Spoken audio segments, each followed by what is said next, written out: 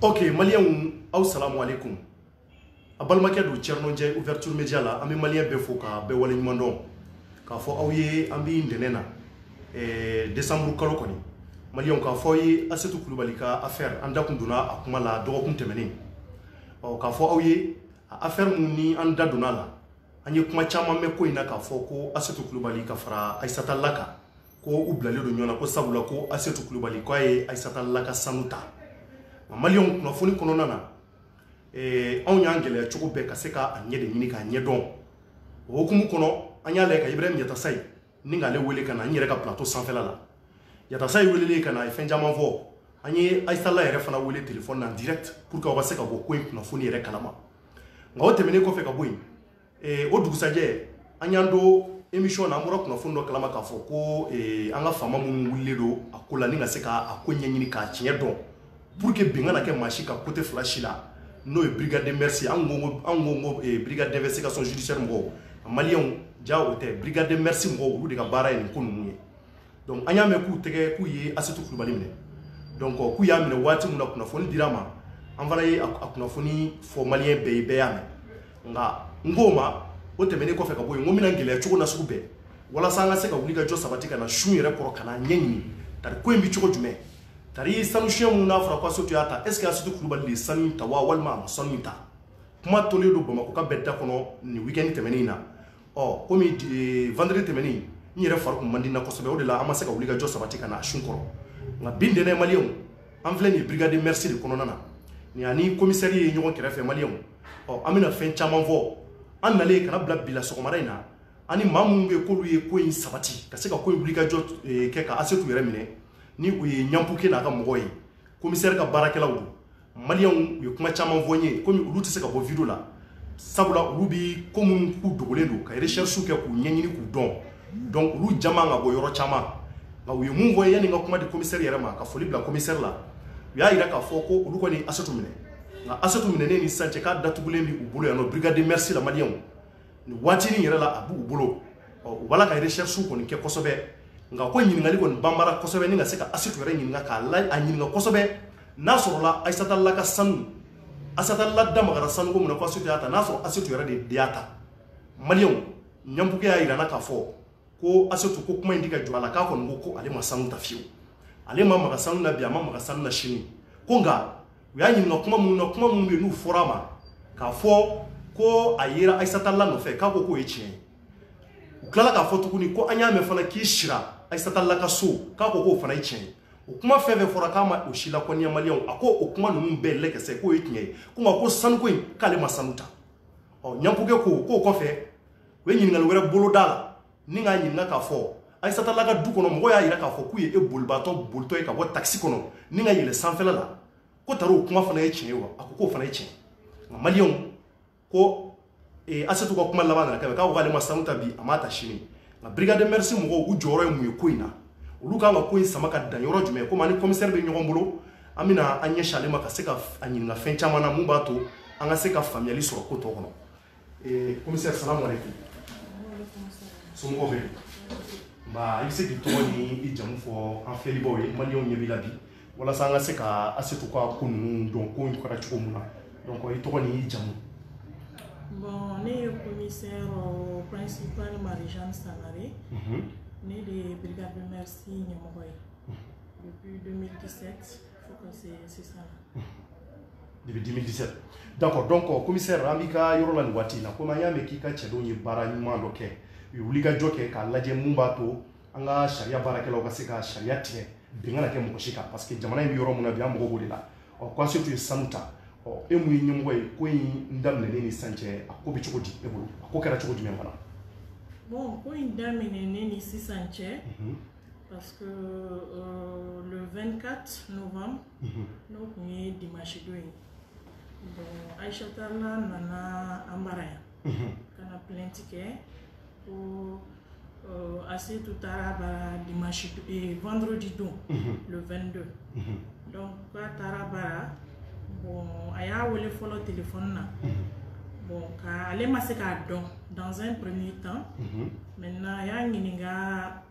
to ko ya jumena ye ni don bon a y'a dɔn circonstance min na a y'olu ɲɛf'a ye bon ale sɔrɔla k'a fɔ o la ko a y'a ka so indiqué ye maintenant u nana a n'a terimuso dɔ nana n'o ye Kiya ye bon maintenant n'o nalen a ko k'a mago bɛ sanu na 500 grammes k'a mago b'o la bon ale ye sanu kɔni yir'u la o kɛlen ka sanu yir'u la donc a ko ko 4 millions b'a bolo a b'o avance di donc a tɔ a b'o sara par tempérament bon ale ma sɔn ma ale ko juru t'ale ka sanu na donc u kɔni tora o cogoya la u ye heure kelen k'o cogoya la maintenant u tora ten a ma fɛn wɛrɛ fɔ maintenant wagati dɔ selen ale ko a bɛna taa kɔɲɔyɔrɔ la kɔɲɔ dɔ tun b'a bolo ko ka jɔkaramɛ kɔɲɔ dɔ bon u y'a fɔ ko bon k'a ka di olu ye n'a ka taa ɲɔgɔn fɛ ka taa o kɔɲɔkɛyɔrɔ la parce que o fana bɛ fɛ ka a ka di u ye ka kɔɲɔ jɔkaramɛ. Voilà, à tora info. Donc, on tora info 3h du matin. Bon, 3h du matin, c'est les. Maintenant, on s'est gina. Kana. Bon, on s'est gina ngana. Pour assez tout chou konin kura. Ulula chou kura. Akadu ye kukashi Aïchata labara. Bon, Aïchata la ko kale ma inconvénient sur là. Ale ko be se kashi. Maintenant, ushira. Ushile dugu jɛlen u tora ale bara tuguni fo 16h bon 16h selen bon ale ko k'u ka taa ko ale bɛna taa ale bɛna bɔ maintenant u bɔra ɲɔgɔn fɛ u saba u selen kɛnɛmana la ko Asetu ko ale bɛna taa garage la k'a ka mobili bɛ garage la k'a bɛ taa ka mobili récupérer garage la maintenant terimuso in tugura ale kɔ ko a bɛ taa Orange Money la parce que comme ale a bɛ fɛnkɛ ɔrɔbu hijabu ɔrɔbu na a b'olu fana feere quoi ko ɔrɔbu ka d'ale ye maintenant ale bɛ fɛ ka ɔrɔbu in dɔ san mais k'a bɛ fɛ ka taa k'a bɛ taa Orange Money la ko ka retrait kɛ ka wari di muso ma mais u tugura ɲɔgɔn kɔ la ka taa fo Badalabugu bon u selen Badalabugu muso ko k'ale tun bɛ ka taa ka mɔgɔ dɔ de bara a selen o ka da k'ale ko karisa i bɛ ne bila yan parce que yan mɔgɔw tɛ sɔn mɔgɔ ka don bara mɔgɔ yeleke wɛrɛ ka don bara donc c'est comme ça ale n'o farala ka bɔ ɲɔgɔn na bon o kɔfɛ de sa ale seginnen ka na ka so ale nana ka dayɛlɛ ale ɲɛ b'a la ka armoire da 2 karilen don o yɔrɔ de la sa ale kulebagatɔ bɔra ko dɔ donna ko k'a ka fɛn kɛ a ye ɲininkali kɛ du kɔnɔ u ko k'e ni terimuso minnu jiginna donc kelen de ko Asetu dɔgɔ in de bolila ko k'a nana taxi la ko ka boli ka yɛlɛ mais olu y'a jate minɛ peut-être besoin dɔ de b'a la a bɛ na peut-être ɲɛgɛn na ka tila ka taa maintenant k'a nalen ko a ye dayɛlɛ ko ka don et puis sokɔnɔmɔgɔw ko k'olu ɲɛna ko muso de clé di a ma quoi Aïssata la yɛrɛ u bɛ awɔ sokɔnɔmɔgɔw ko k'olu ɲɛna Aïssata la de clé di a ma u bɛ ka nin bɛɛ ɲɛfɔ Aïssata la ye de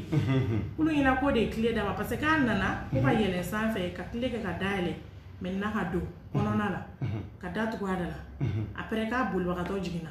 ko ka taa bon c'est comme ça Aïssata la y'a wele a ka téléphone na a y'o bila liste noire kan répondeur direct maintenant o tɛmɛna o la ka taara n'a ye salon min na golf la ka taa ni numéro in ye pour que o k'a wele o m'a sɔrɔ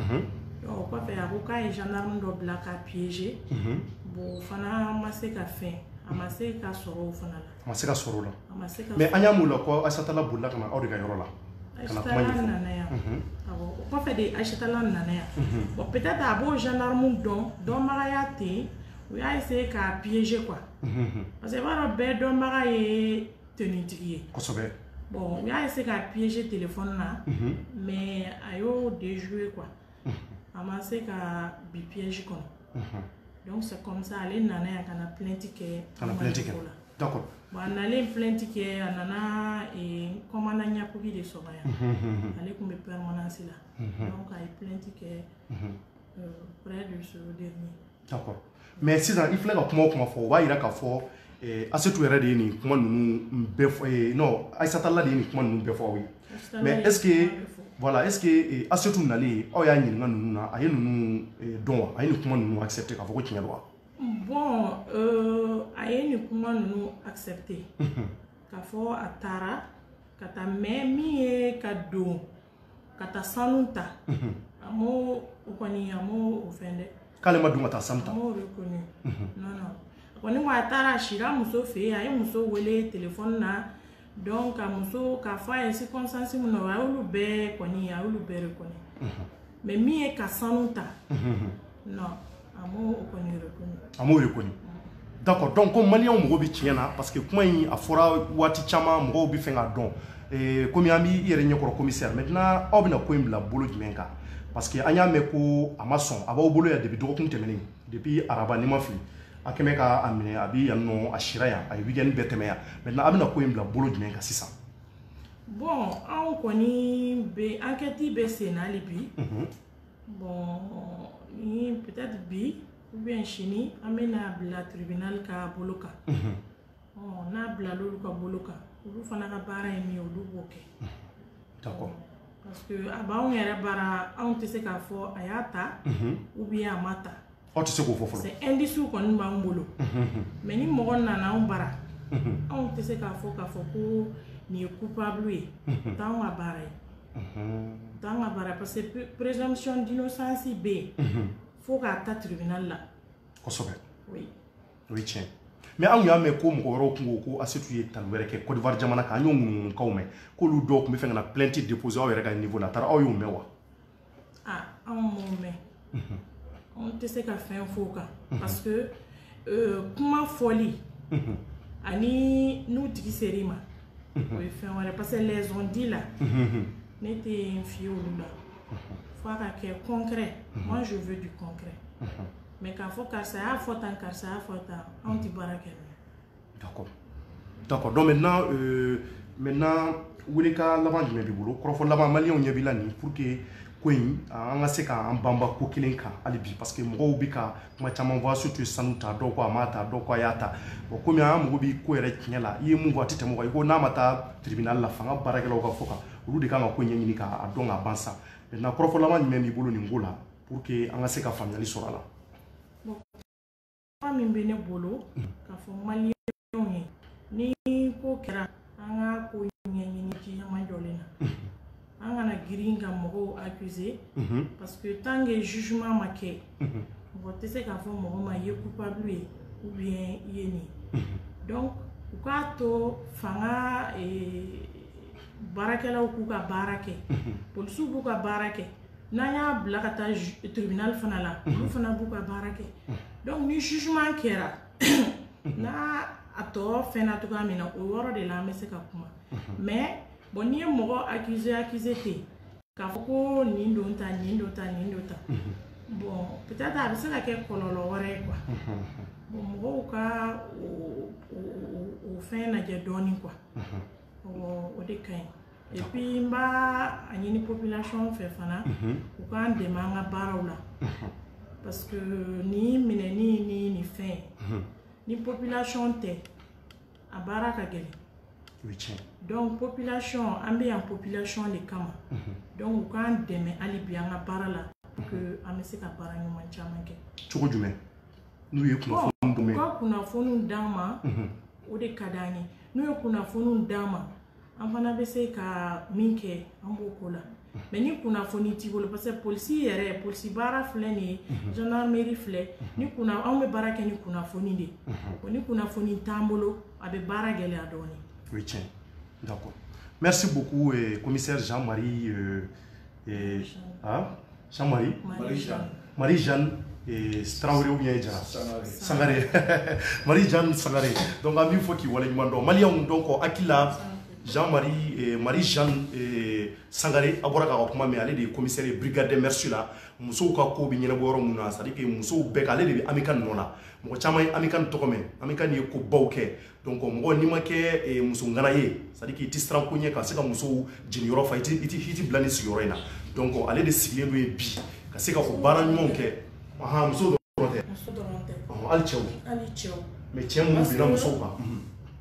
et brigade merci, moi, ma femme. Parce que les gens pensent que ni une nana brigade merci là-dedans. Ali ni muso be nyogona. Donc, tiens, be di muso de ma. C'est pas comme ça. Muso fana be se ka bi tchèka. Donc, on est pour tout le monde. On est en paix de kama. Mais bon, on se dit que muso ni tchèkoni, les femmes sont plus vulnérables à temer tchèka. Donc, kola komi kuma chama, tchèo fana be se ka ke victime yere. Mais kuma chama, muso de victime. Parce que bingali waleo chama be ke muso de ka, o be dépend muso yere ketugo la. Donc sinon, chef en avait c'est quelques victimes. Nous avons violence basée sur le genre. Donc violence basée sur le genre, chef a la muso bala. Parce que genre t'es muso droit. Au début moi chama fi. Genre c'est pour tout le monde. Demissionne nous ba kono, chokoro ba kono. Chao yere be victime, victimisé. Marola, muso do be parce que ni muso ni corpulence, muso corpulence ka boni de. Chero yere victime des fois. Il y a tout ça. Donc, brigade merci B de Kam. D'accord. Ma famille c'est ça. Donc, nous avons besoin là. Voilà likera. Nous famille chama soroli na Malia. Donc, alibi l'info à la source ko kata ko ni a shunkoro on si kunye ode ka au kuna funi en temps réel comme nous be kabi jamana kono yana nganta ke kalokalo ko ni gerenda ni sigidawla. Donc, anyi ni kuma me a bora kuma bebede. Commissariat ira ka fo olu ti se ka dansako dan yoro bolu la olu ko ni asetu mine enquête bi sina mais ko asetu bi ka fo depuis amine do fo kana blabla ko ale matalike wale masanushe nga akatuli aitalla ko ka ko e chien ashirai ako e chien feve forama akoko chama e chien nga mu woni sanu taliye ko ale matabi wa mata shini wa nyampuke ka kuma na no ye commissaire ka barakela ngana do ye ale a ira ka fo ko enquête bi sina donc o de sababu la olu ti se ka bo écran na ka fenja m'envoyer ako enquête bi ka nyanyini sabula mo do bi complice do bala mun ye asetu de ko ngono mun do na do bi ko lu besse ka se ka ko lu benye donc ko bara ladrido malien donc commissaire bora ka mun ko profo laba ako ku mo bi malien beka de mena angu de meni kuna fu nyenama wi nanya yi ka fo ko mun be ka be ka ke muso ko kerefe ou bien cheuko ko kerefe mun bi ta talike muso la muso nyumana aduguma be malien ko ka wole blakuma luka bara ko di o bi bara ke fo ka se adana mais abi laban tribunal le ka côté la o de bi critique ka fo abingara ne ka ni tati kinye o ya ira ka fo asetu abu bolo bi so mane na yere na ni anya ye giri kono nana ko bi wula da na o bina bla ka ta tribunal la ou bien chini sokoma donc ni juge mu vo profo laban mu vo bara bi talike ula donc malien am o fo ko wala mando ka fo awi alibi jamana jola andi salia ami chestrike alibi mu ba to asika kuna funi nyine maso ko sokono na ula aka barake ro ula donc amam bamba alibi o temene ko fe ka boy amina do ko na ula ngamino ke en post production kata micro trottoir ke munye anga président de la république no Ibrahim Boubacar Keïta ka fo ko président Damado Welelendo Sahel président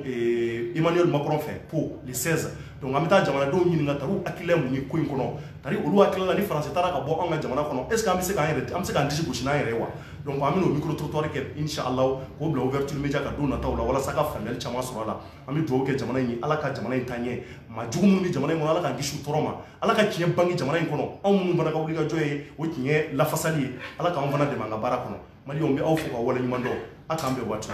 merci à toutes et à tous